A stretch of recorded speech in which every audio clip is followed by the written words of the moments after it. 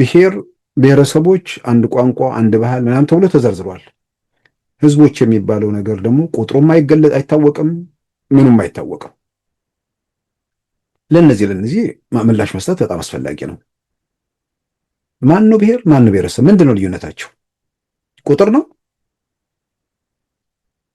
ትግራይ ብሔር ሆኖ ሶማሌ ብሔረሰብ እንዴት ነው የሚሆነው? ቁጥር ከሆነ አንቀጽ 39 ሲመለስ አንቀጽ 39 ሲመለስ ድሬዳዋ፣ አዲስ አበባ፣ ደራ፣ ወልቃይት፣ ራያ የሚባል ነገር ተረት ይሆናል። ይሄ መብት ነው፣ መብት መገደብ የለበትም ይላሉ አንዳንዴ ሳያፍሩ። መብት መገደብ ከሌለበትማ በእስልምናም በክርስትናም መደራጀት መብት ነው ሲባሉ ይሄም አደገኛ ነው። መብት ካልክማ የሁሉም አደገኛ፣ ይሄኛ የበለጠ አደገኛ ነው፣ የበለጠው አደገኛ አይደለም የሚባል ነገር ውስጥ ትገባለህ። አደገኛ እንደሆነ አውቃለሁ። ሁለቱ ሌሴቶንም ኢስዋቲኒን እንደገና ደግሞ አለች ሞሪሸስ። እሷ ቀጥታ የኢትዮጵያ ነው የሚመስለው። በጠቅላይ ሚኒስትር የሚመራ እንትን ነው። እሷ ብቻ ነች ከኢትዮጵያ ጋር ከአፍሪካ ውስጥ የምትበሳሰል ሀገር። ግን ህዝቧ ስንት ነው? 1 ሚሊዮን 1.1 ምናምን አካባቢ ሚሊዮን። እና እነዚህ ሶስቱን ሌሴቶን፣ ኢስዋቲኒን፣ ሞሪሸስን አንድ ላይ ደምረን ኢትዮጵያ ውስጥ ሶማሌ ክልልን አያክሉ።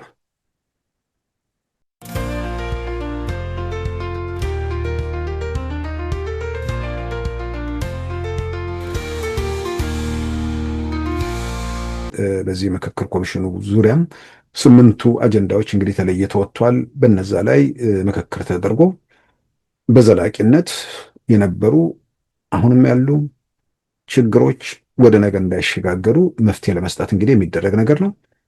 የዚህ ሁሉ ዋናው ቁልፍ ዋናው መሳሪያ ህገ መንግስቱ ነው። ህገ መንግስቱን መልሶ ቀዶ ለመጻፍ የሚሆን እዛ ውስጥ ያሉ አንቀጾችን ለማስተካከል ይኸው ምክክር ነው እንግዲህ ወሳኝ ነገር። ምናልባት እዛ ላይ 8 አጀንዳዎች ተነስቷል። ትናንትን በከፊል ለማየት ሞክሬያለሁ።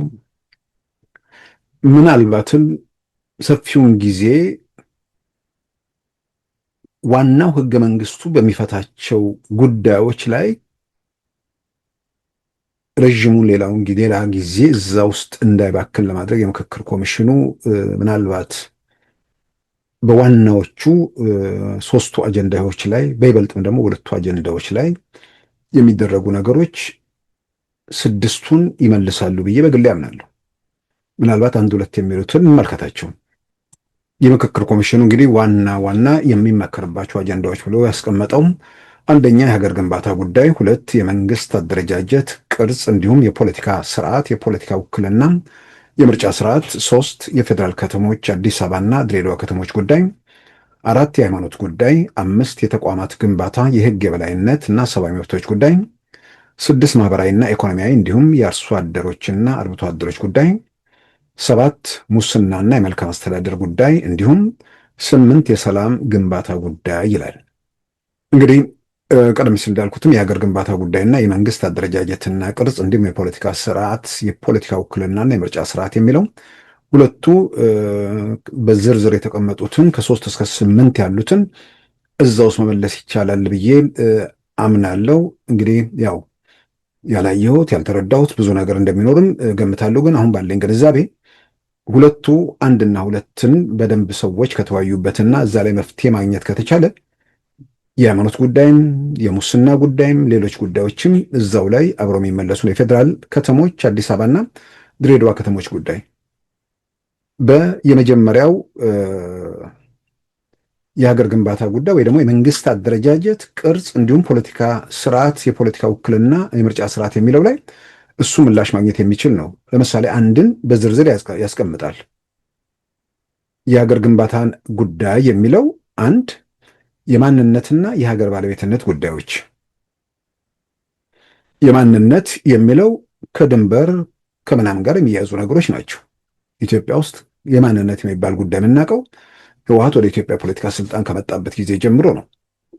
በግልጽ አሁን በአደባባይ ብዙ ሰው የሚያውቀው የወልቃይት የራያ የምናምን ጉዳዮች አሉ። ከዛም አልፎ መተከል፣ ደራ ምናምን የሚሉ ደግሞ ልክ ምርጫ ማለት ኢትዮጵያ ውስጥ ለውጥ ከመጣ በኋላ ያኔ ሌላው የመብት ትግል ሲያደርግ ያልነበሩ አጀንዳ ምን ብለን ምን አጀንዳ ይዘን እንምጣ ብለው ምናልባትም ዛሬ ላይ ዘግይቶ መረጃዎች ስንሰማ ከቲፒኤልኤፍ ጋር የሚሰሩ ሰዎች በኋላ ላይ ያራመዷቸው አቋሞች ናቸው። ስለዚህ የማንነት ጉዳይና የማንነትና የሀገር ባለቤትነት ጉዳዮች የሚለው ብዙ ነገሮች ይመልሳል ብያለሁ። ታሪክና ማንነት፣ የጋራ ሀገራዊ ጉዳይ ማንነትና እሴቶችን የሚመለከቱ ጉዳዮች፣ የሀገር ግንባታና ብዙሃንነት አስተዳደር ጉዳዮች፣ የቋንቋ ጉዳዮች፣ የባህል የታሪክና የቅርስ ጥበቃ ጉዳዮች እንዲሁም ሌሎች ጉዳዮች በቁጥር አንድ የሀገር ግንባታ ጉዳይ የሚመከርባቸው እንደሆኑ እንግዲህ ተገልጿል። በዚህ ላይ በርካታ ጉዳዮችን መመለስ የሚቻልበት እስከሆነ ድረስ የሃይማኖት፣ የሙስና ምናምን ተብሎ የተዘረዘሩት ነገሮች ምናልባት ጉዳዩን ለጥጠውት ሰብስቦ መፍትሄ ለማምጣት እንቅፋት እንዳይሆኑ ወይ ደግሞ ጊዜ እንዳያራዝሙ ወይ ደግሞ እንዳያወሳስቡት በተወሰነ ደረጃ ስጋት አለኝ። አሁንም ይህንንም የሀገር ግንባታ ጉዳይ የሚመከርባቸው ተብሎ ማንነትና የሀገራዊ ባለቤትነት ጉዳዮች ምናምን የሚለውም ታሪክና ማንነት ሀገራዊ ምናምን ይህንንም ራሱ ምንድን ነው ወደ መሰብሰብ የሚያወዛገቡት ነገሮች ምንድን ናቸው? በኢትዮጵያ ታሪክ ውስጥ ኢትዮጵያውያን ብዙ ጊዜ የሚጠቀስ ነገር አለ። አሁን እንደ ልማድ የትኛዎቹን ባለስልጣናት ብቻ ሳይሆን የምክክር ኮሚሽን ኃላፊዎችም ህዝቦች ነው የሚሉት። እንደ መሰለኝ ህገ መንግስቱ ስለሚል ህጉን እንከተላለን ነው።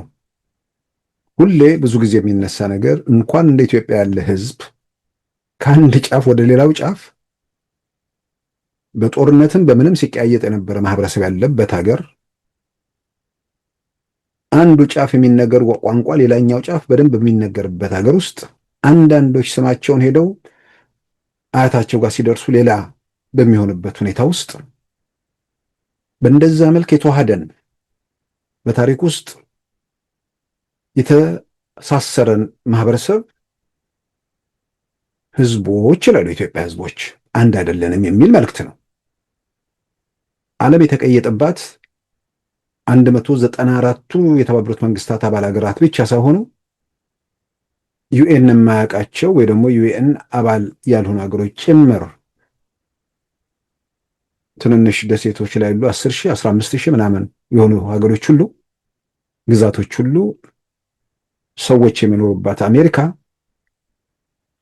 የአሜሪካ ህዝብ እንጂ የአሜሪካ ህዝቦች ሲባል አልሰማንም። ይህን ማነሳው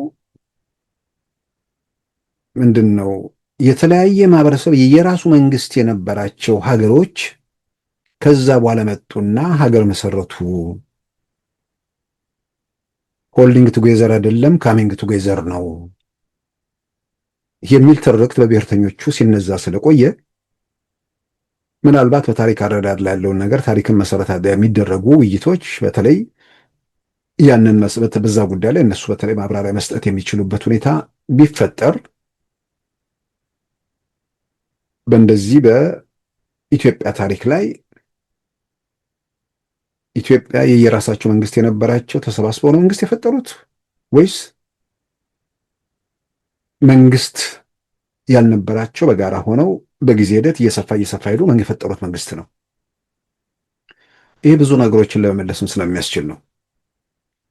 ከዛ በኋላ ያሉ ጥያቄዎችን ሁሉ በዝርዝር ስለሚመልስም ነው።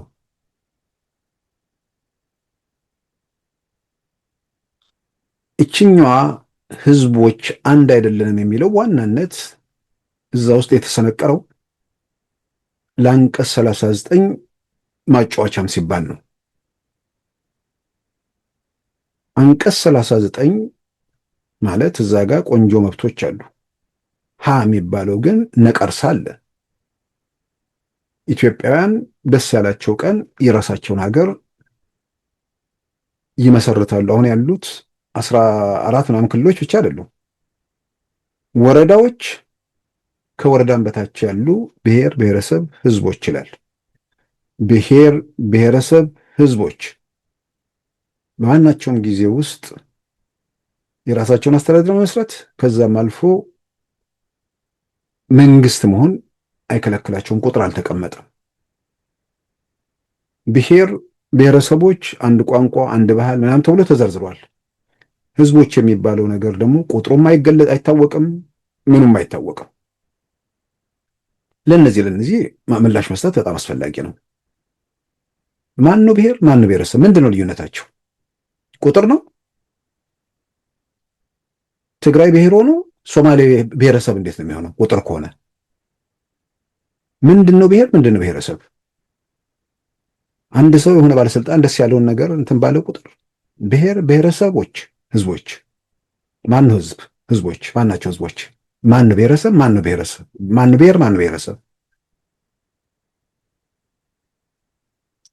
ይህንን የኢትዮጵያ ህዝቦች ለምን የኢትዮጵያ ህዝቦች ሆነ? ለምን የአሜሪካ ህዝብ ሆነ? ለምን የኬንያ ህዝብ ሆነ?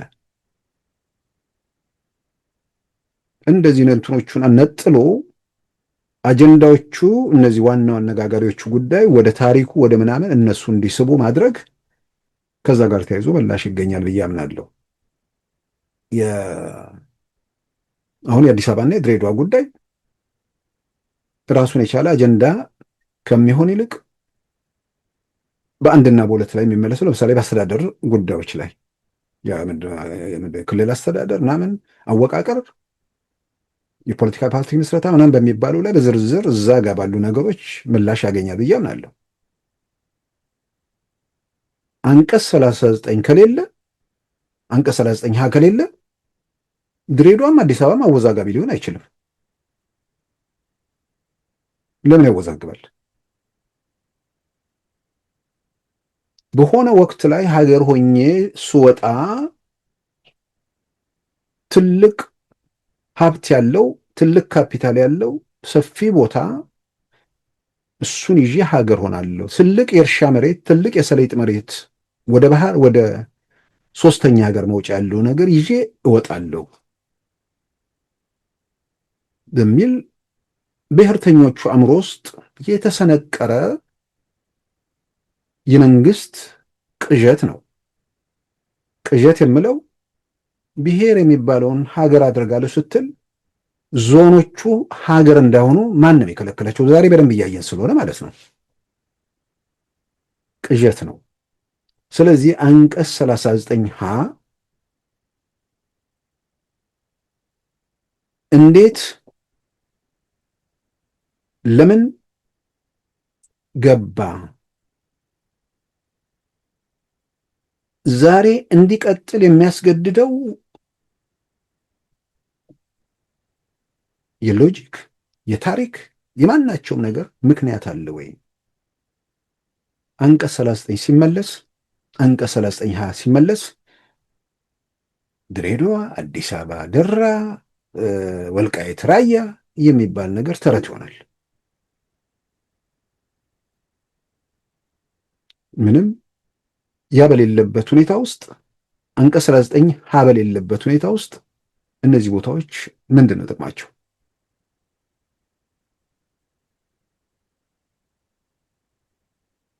ምናልባት ክልሎች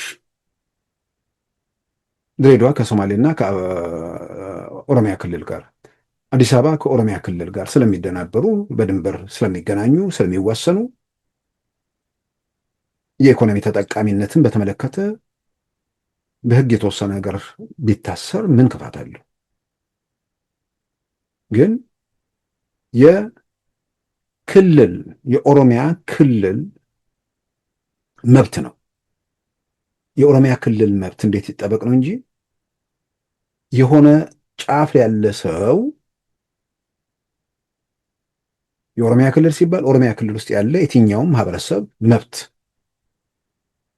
ከአዲስ አበባ ጋር ተያይዞ ያለውን ነገር እንዴት ይጠበቅ? ከድሬዳዋ ጋር ተያይዞ ያለው ነገር እንዴት ይጠበቅ? የአስተዳደር ጉዳይ ይሆናል፣ የልማት ጉዳይ ይሆናል፣ የኢኮኖሚ ጉዳይ ይሆናል፣ የፖለቲካ ጉዳይ መሆኑ ያበቃል። ስለዚህ መገንጠል የሚለው ነገር በማናቸውም ሁኔታ የተቆጣ ያኮረፈ ጥያቄ ያለው ጎጆውን አፍርሶ መልስ ፍለጋ መልስ ፍለጋ ምንድን ነው ሰበዞቹን እየነቀለ ሄዶ ሌላ ጎጆ ለመስራት ዋናውን ጎጆ ለማፍረስ የሚደረግ እንቅስቃሴ ከመሆን ይልቅ በማናቸውም ሁኔታ ጎጆን የሚያናጉ ደግሞ ጎጆ ላይ ችግር የሚፈጥሩ አካላት ካሉ እነሱን በተባበረ ድምፅ ወደ ሕግ ማስገዛት የሚቻልበት የሆነ ጫፍ ያለው ኢትዮጵያዊ ሌላ ጫፍ ካለው ኢትዮጵያዊ ጋር የጋራ ሀገር ስላለው በብሔሩ፣ በሰፈሩ፣ በመንደሩ ማሰብ የለበትም።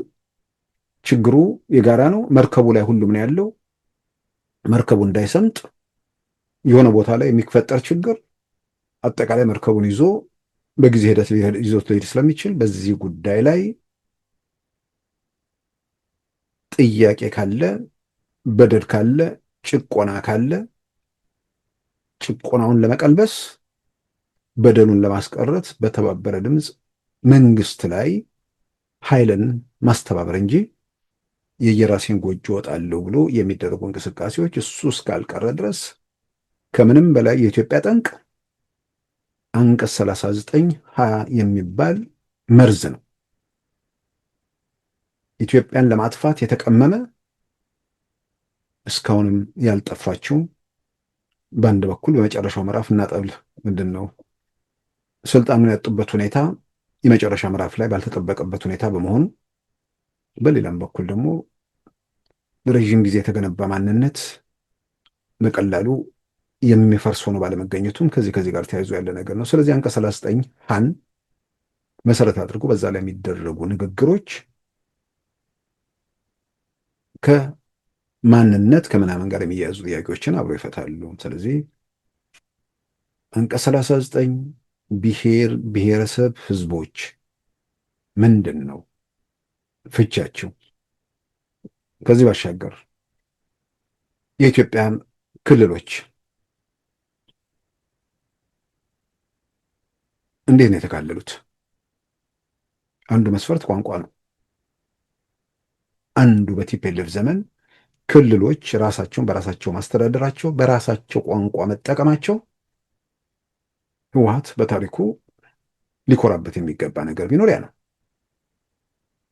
ኦነጎቹ እኛንን ሀሳቡ ነው እሱ ማንም ይሆን ግን ባለቤቶቹ ሀገሩን ይዘውት የነበሩት እነሱ ናቸው። ለጥፋት እንደተጠቀሙበት አውቃለሁ። ግን አንድ ለክፉ ብለው እንትን ቢሉትም የተቀደሰ ሀሳብ ነው። ሰዎች በራሳቸው ቋንቋ ራሳቸውን ማስተዳደራቸው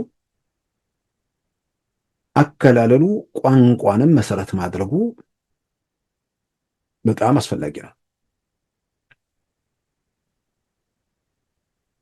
ቋንቋዎች ሲበለጽጉ፣ ባህሎች ሲበለጽጉ ያንዱ ቋንቋ ለሌላው ጌጡ ነው፣ ያንዱ ባህል ለሌላውም ጌጡ ነው። የሁሉም መብት ያልተከበረበት የማንም ያልተገደበትና ያላነሰበት የፖለቲካ ስርዓት ነው ሀገሩን ተሸክሞ ሊሄድ የሚችለው። ስለዚህ ከአከላለል ጋር ተያይዞ አንዱ መስፈርት ቋንቋ መሆኑ ጥሩ ነው። ግን እሱን ብቻ መሰረት አድርጎ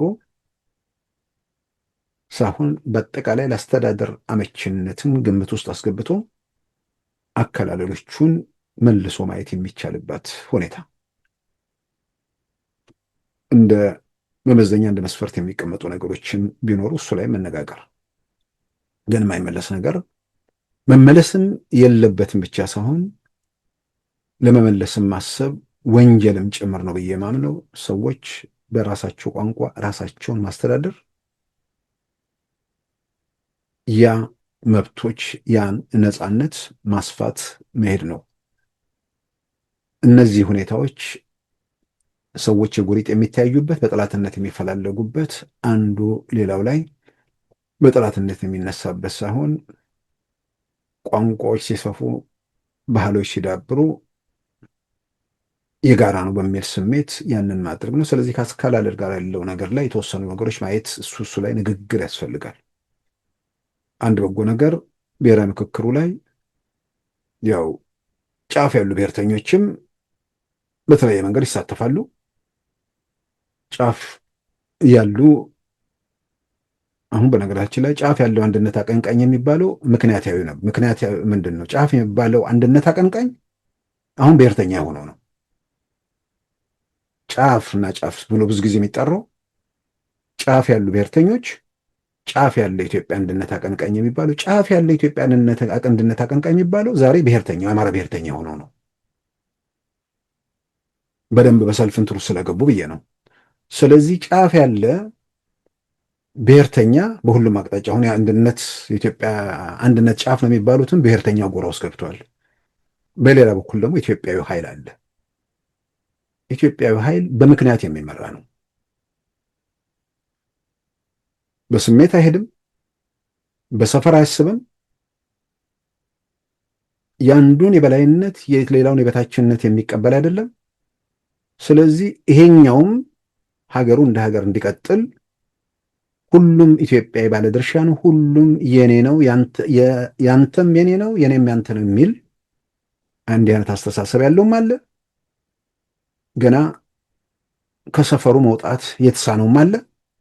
እነዚህ ሁሉ በአንድነት የሚገናኙበት ግን ብዙሃኑ ኢትዮጵያዊ የምክክር ኮሚሽኑ ባለስልጣናት ሲናገሩ የሰማሁት እጅግ ለኢትዮጵያን ተስፋ የሚሰጥ ነገር በክፍለ ሀገር በተለያየ ቦታ ሲሄዱ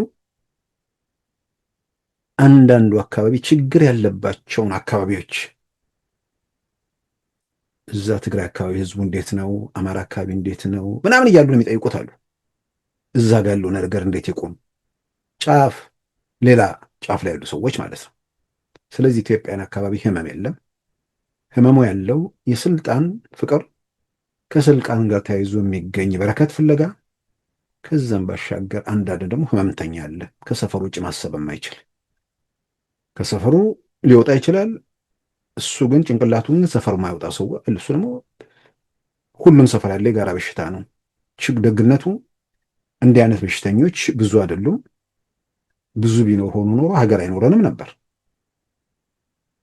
እንዲህ አይነት ሰዎች ብዙ ቢሆኑ ሀገሩ ይባላ ነበር። አሁን እንዲህ አይነት በሽተኞችና የስልጣን ጥመኞች ናቸው ሀገሩ ላይ በዚህም በዚያም ቀውስ እየፈጠሩ ያሉት። እናም ከኢትዮጵያ ከአከላለል ጋር ተያይዞ ያለውን ነገር ከኢትዮጵያ ቋንቋዎች አከላለሉ ቋንቋን መሰረት ማድረጉና ከዛ ባሻገር ኢትዮጵያ ውስጥ የፌዴራል የሥራ ቋንቋዎች እሷን ብዙ የሚያጨቃጭቅ አይመስለኝም። ግን ለውይይት መጥቷል። ሸኔ ሁሌ የሚያስቀኝ ቡድን አለ። አጀንዳ ሲያጡ መሟገቻ ነገር ስለሌለ የጠቅላይ ሚኒስትር አብይ መንግስት ለምንድን ነው የሚተኩሱበት የሸኔ ሰዎች? ያኔ በመተኮስ በሚገባበት ሰዓት አስመራ ቁጭ ብለው መግለጫ ነበር የሚያወጡት። ዛሬ ምንድን ነው ጥያቄያቸው ሲባል የኦሮምኛ የሥራ ቋንቋ መሆን አለበት። አስገራሚ እኮ ነገር ነው። እዛው ላይ ደግሞ ህገ መንግስቱ ቅዱስ መጽሐፍ ወይም ደግሞ ቅዱስ ቁርአን ይላሉ። ኦሮምኛን የሥራ ቋንቋ ለማድረግ ህገ መንግስቱ መለወጥ አለበት። ህገ መንግስቱ ግን መንግስተ ሰማያት የሚያስገባ ምናምን ቅዱስ ነገር ያደርጉታል። የረከሰና ርኩስ ነገር በመሆኑ ነው ሰዎች ሲገደሉበት፣ ትውልድ ሲፈጅበት የቆየ ህገ መንግስት ነው። በደርግ ጊዜ በዛ ሁሉ ቀውስ ጊዜ ጦርነት በዚህም በዚያም እየነደደ በነበረበት ሰዓት እዚህ ሰፈር ነው እዛ ሰፈር ነው ተብሎ የተጨፈጨፋለ። የፖለቲካ ልዩነት በፈጠሩ ለሀገር ትልቅ አስተዋጽኦ ማድረግ በሚችሉ እንትኖች ላይ በፖለቲካ ግብግብ ንጹሐን ምንድነው ወጣቶች ተጨፍጭፈዋል፣ እናውቃለን። እሱም ግን ፖለቲካ የማያውቁ በየትኛውም የኢትዮጵያ ማዕዘን ሰላምና ደህንነታቸው ተረጋግጦ ነው የኖሩበት። ይህ ህገ መንግስት ነው ኢትዮጵያን ያፋጀው። ስለዚህ ከዚህ ህገ መንግስት ጋር ተያይዞ የቋንቋ የምናምን ጉዳይ ጋር ተያይዞ የሚነሳውን ነገር በተመለከተ ዛሬ ላይ ህገ መንግስቱ ሲለወጥ ዛሬ ጠቅላይ ሚኒስትር መንግስት ወይ ደግሞ ሌላ ምናምን ቡድን አያስፈልግም። የዛሬ 21 ዓመት የዛሬ 21 ዓመት አሁን ምርጫ 97 እኮ ቅንጅቶች ቅስቀሳቸው ከአማርኛ በተጨማሪ ኦሮምኛን የፌዴራል የስራ ቋንቋ እናደርጋለን ነው። ብልጽግና ፓርቲ ህገ መንግስቱን ላይ ያለ ነገር ህገ መንግስት በአዋጅ ማሻር ስለማይችል እንደ ፓርቲ ግን 5 ቋንቋዎች የስራ ቋንቋ አድርጎ እየተጠቀሙ ነው። የሆነ የታመመ ወይ ደግሞ ወፈፌ ሰው ሊኖር ይችላል፣ ሌላ ቋንቋ አያስፈልግም ሊል የሚችል መሬት ያረገጠ ብዙ ነገር ማየት የማይችሉ የታመሙ ምናምን ልንምላቸው የምንላቸው ሰዎች ይኖራሉ። አንዳንድ ደግሞ ምን አለ ይሄ ነገር እንደው ምናምን ብሎ የፖለቲካ ውጥንቅጡን የማይረዳም በቅንነት የሚያነሳ ይኖር ይሆናል። ግን ዛሬ ኢትዮጵያ ውስጥ ተጨማሪ ስራ ቋንቋ ስንት ነው ምናምን የሚል ነገር ካልሆነ ተጨማሪ ስራ ቋንቋ እንደሚኖር ምን ያጠራጥራል? እዛ ላይ ማን ጥያቄ ያነሳል? እነዚህ ላይ እንትን ማድረግ ነው። ባንዲራውን በተመለከተ አሳዛኙ ክስተት ባንዲራው ላይ ስምምነት ይመጣል ብዬ በግሌ አምን ነበር። ለምን? አረንጓዴ፣ ቢጫ፣ ቀይ የንጉሱ ወይ የሆነ አካል ወይ ደርግ የምናምን ነገር አይደለም። ኢትዮጵያ በ1888 የአድዋን ድል በአፄ ምኒልክ መሪነት አንዳንዶቹ የሚጎረብጣቸዋል ታሪክ ነው፣ ሌላ የሚጠየቁ ጥያቄ ምናምን እሱ ማንሳት ነው። አድዋ ግን ከአፄ ምኒልክ ውጭ ማሰብ የሚቻል ነገር አይደለም። ሂደቱን የመሩ ሰው ናቸው። ያ ድል በፈጠረው የነጻነት መንፈስ ብዙዎቹ እጅግ በጣም በጣም ዘግይተው ቢሆንም ነፃ ከወጡ በኋላ የነጻነት ምልክት የሚለውን አረንጓዴ፣ ቢጫ፣ ቀይ ቀለም ይሄ ዝም ብሎ ኢትዮጵያዊ ደስ ስለሚለን ምናምን አይደለም። አንድ ሰው ስለ አረንጓዴ፣ ቢጫ፣ ቀይ ራሱ የአሜሪካውን የስለላ ድርጅት ሲአይኤን ድረገጽ ሲያይ የነጻነት ምልክት ነው ብለው በርካታ የአፍሪካ ሀገራት ባንዲራቸውን ከነዚህ 3 ቀለማት መቅዳታቸውን ይገልጻል። ራሱ ወደ ላይ ወደ ታች ቀኑን ምናምን ያለዋውጡታል። እንደ ብዙዎቹ የሚያመሳሰል ነገር አለ፣ ኮከብ ምናምን ያደርጉበታል። ስለዚህ ከዚህ አንጻር የነጻነት ምልክት የሚባለው ባንዲራ ላይ አንተ የሆነ ምልክት የምታደርግበት ከሆነ ሌላው ያለ ምልክት የሚይዘው ከሆነ ያንን ዋናው ባለቤትነትን ነገር ውስጥ ጥያቄ ውስጥ ያስገባ አይሆንም የሚል ነገር አለኝ ውስጥ ይሁን። አሁን ግን ፋኖ የሚባል ኃይል ኢትዮጵያን ከጎዳቸው ነገሮች አንዱ ይህንን የነጻነት ምልክት ይህን የኢትዮጵያዊነት አርማ የሽፍቶች ምልክት አደረገውና ለባንዲራው ብዙ ጥያቄ ቅሬታም የሌላቸው ሰዎች ሁሉ አሁን ለማየት እንኳን እንትን የሚሉበት ሁኔታ ተፈጠረ። በግል መናቃቸው ምናምን ሰዎች አሁን አንዳንዱ ልብስ ላይ እንኳን በፊት በሚሰማው ስሜት አይሰማውም። አረከሱት። ከዚህ ማርከስ ውስጥ እንዴት እንደሚወጣ አላውቅም። ግን ፋኖ በፈጠረው ነገር ባይሆን ኖሮ ተስፋዬ ምልክት የሌለው አረንጓዴ፣ ቢጫ፣ ቀይ ላይ መስማማት ሊቻል ይችል ይሆናል ብዬ ገምት ነበር። አሁን ግን በብዙ መልኩ ሳየው የሚታሰው ነገር አይመስለኝም። ምክንያቱም ከሆነ የሽፍትነት እንቅስቃሴ ጋር ተያይዟል። ስለዚህ ምልክት ምን ይሁን የሚል ነገር መምጣቱ አይቀርም። አረንጓዴ፣ ቢጫ፣ ቀዩ ግን ጥያቄ ውስጥ ይገባል ብዬ በፍጹም ልጠራጠራችን፣ በፍጹም ጥያቄ ውስጥ መግባት የሌለበት ነገር ነው። ሌላው ከአንተ ወስዶ የነጻነት ምልክት እያለ የነጻነቱ ባለቤት ቀለሙን ላይ 4ኛ 5ኛ ሊጨምር የሚል ነገር በተአምር ሊመጣ የሚችልበት ሁኔታ የለም። ወይ ደግሞ እላዩ ላይ ማድረግ ይቻላል። ያው አሜሪካ 50 ኮከቦች እንዳደረገች 14 ክልሎች ምናምን ወይ 15 ክልል ምናምን ብሎ ማድረግ ይቻላል። ምናልባት እሱ በተወሰነ ደረጃ ወይ ደግሞ ሌላ መቼም ከኮከብ ከምናምን ውጭ መሆን የሚችል ነገር አይመስለኝም። ሌላ ምን ሊሆን ይችላል? የኢትዮጵያ ቅርሶች እንዳይባል ድሮ ቢሆን ቀላል ነበር። አክሱምን አምጥተህ ብታስቀምጥበት ማንም ሰው ጥያቄ ያነሳ።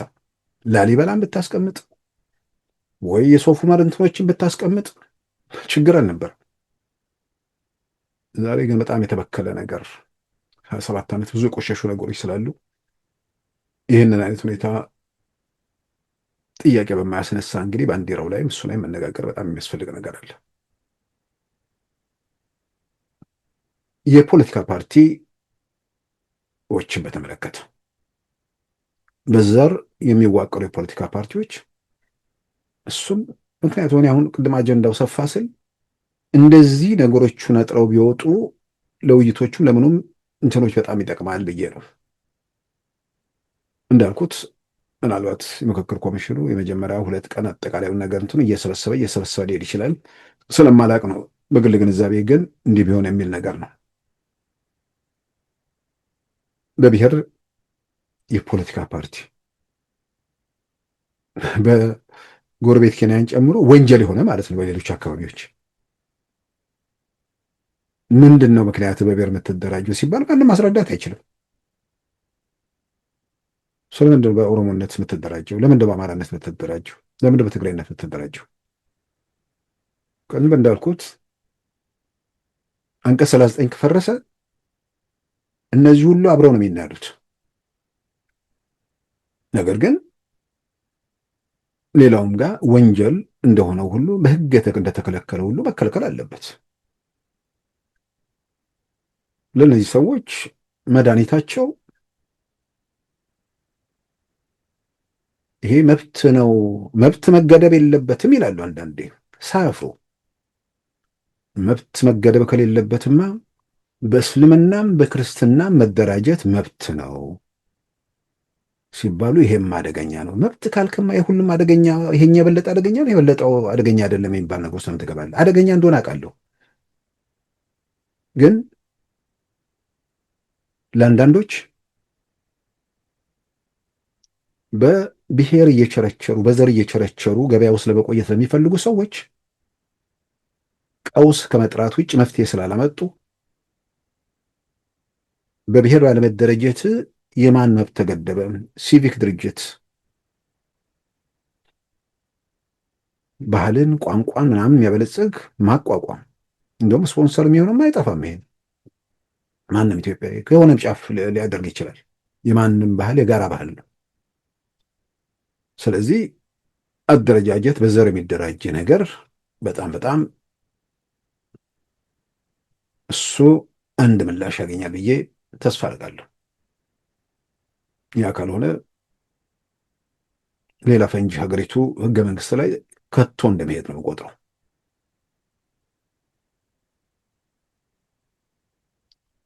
እጅግም ተስፋ ማደርገው በጣም ብዙ ቆሻሻዎች ከሕገ መንግስት ውስጥ ተጠርገው እንደሚወጡ ተስፋ አድርጋለሁ። ብዙ ሰዎችም የሰከኑ ሰዎች በዚህ ሂደት ውስጥ ስላሉ ከኔና እነሱ ፉክክር ወጥተው ሀገሩ በጋራ እንዴት መቀጠል እንዳለበት ላይ ያተኮራሉ። እንደዛ ነው ተስፋ ማድረገው። ከዛ ውጭ የኢትዮጵያ የመንግስት ቅርጽ ምን አይነት የፖለቲካ ስርዓት ነው ለኢትዮጵያ ያስፈልጋት የሚለው በተለይ በስፋት ሰዓት ሄደብኝ፣ ግን እዚህ ላይ በጣም በጣም በጣም በትኩረት መደረግ ያለበት ነገር ነው። ኢትዮጵያ ከብዙዎቹ የአፍሪካ ሀገሮች ተለይታ መሪዋን በቀጥታ መምረጥ የማትችልበት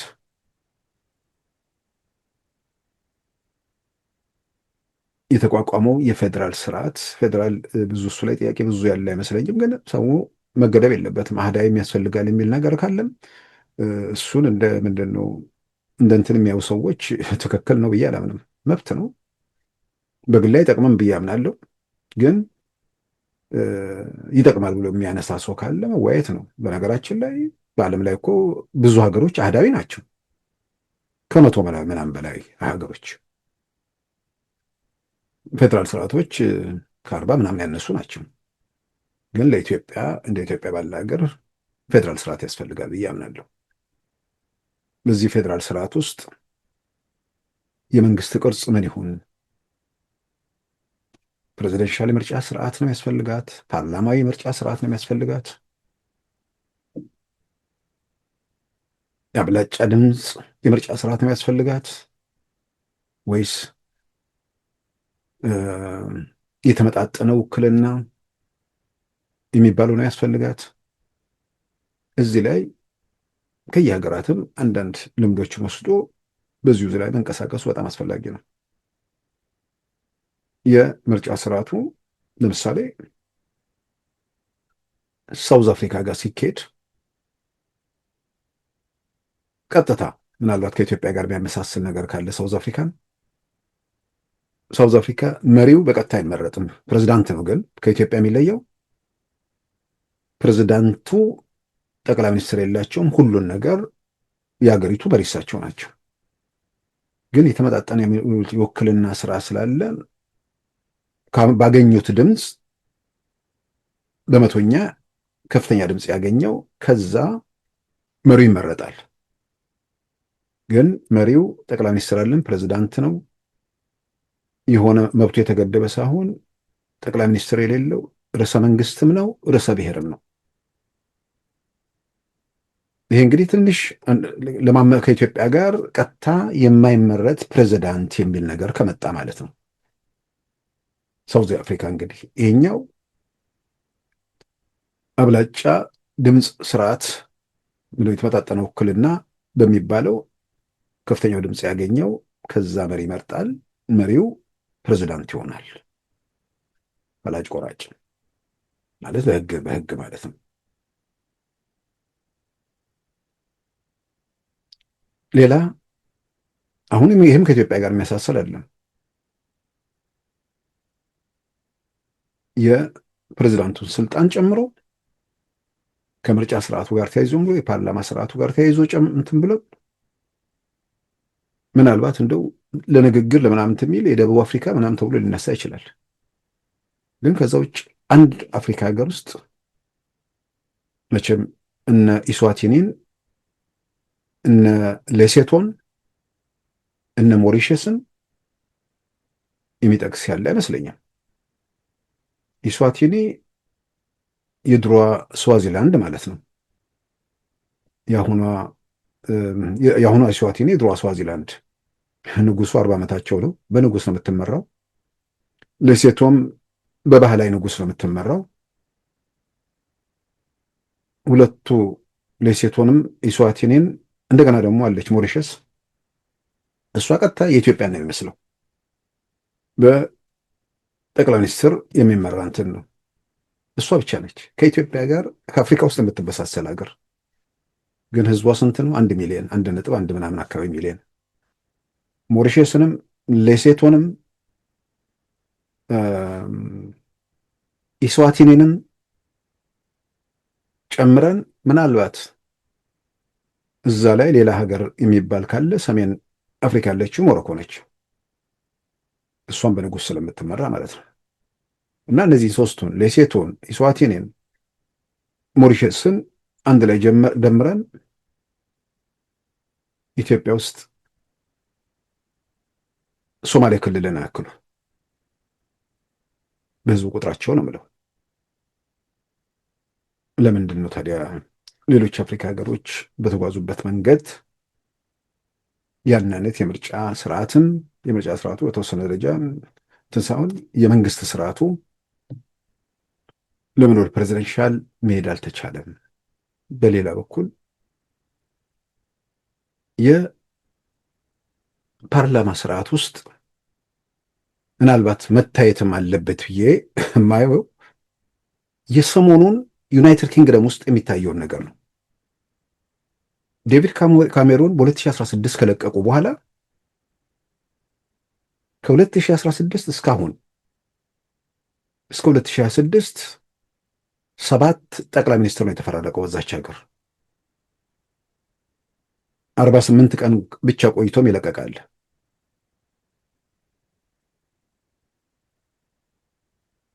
የጥምር የምናምን መንግስት ለመመስረት በሚደረግ ጥረት ማለት ነው። ግን ዩናይትድ ኪንግደም ማለት ዩናይትድ ኪንግደም ነች። እንደሷ ሌሎችም እንትን የሚሉ አውስትራሊያ ምናምን አውስትራሊያ ነች። በጸና ጠንካራ መሰረት ላይ የቆሙ ሀገራት መንግስት ወረደ፣ መንግስት ለቀቀ፣ መንግስት ተፎካከረ፣ ምንም የማይመጣባቸው እንደ ኢትዮጵያ ባለ ሀገር ውስጥ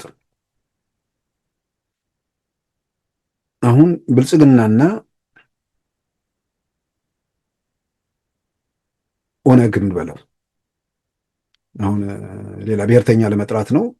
አብን እንዳልል አብን አሁን በኢትዮጵያ ስም ከሚንቀሳቀሱት በተሻለ ኢትዮጵያ የሆነ ድርጅት ነው። ስለዚህ ኦነግን እንውሰደው።